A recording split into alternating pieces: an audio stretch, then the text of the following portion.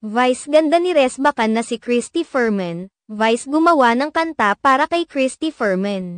Tila hindi pa natatapos ang unkabogable star na si Vice ganda sa pambabanat sa kilalang showbiz columnist na si Christy Fermin. Sa kamakailang episode ng It's Showtime inilahad ni Vice ganda na may gagawin siyang kanta na iaalay niya sa isang tsismosa. Sinabi ni Vice ganda na ang magiging title ng kanta ay Buwak Biwak Biwak. Alam naman ng lahat na ilang beses ginamit ni Vice ganda ang pahayag na ito sa tuwing sinasagot at nagre-react siya sa mga parinig at pambabanat sa kanya ng veteranong columnist na si Christy Fermin. Tungkol sa kanya, nakakatawa yung kanta. Humanda ka. May kanta ako. Biwak biwak biwak biwak biwak. Manggigigil ka. Saad ni Vice ganda na bagamat walang sinabing pangalan ay alam na ng lahat kung sino ang kanyang tinutukoy. Ayon pa sa pagbabahagi ni Vice ganda na noong Holy Week vacation ay nagkaroon siya ng pagkakataon na sumulat ng isang kanta. Hindi naman nagbigay ng sample si Vice ganda sa lyrics at melody ng kanyang ginawang kanta subalit base sa naging pahayag ni Vice tiyak na ikinaiinis ito lalo ni Christy Fermin. Hindi naman lingid sa kaalaman ng lahat na ilang beses nang nagbanatan sina Vice ganda at Christy Fermin.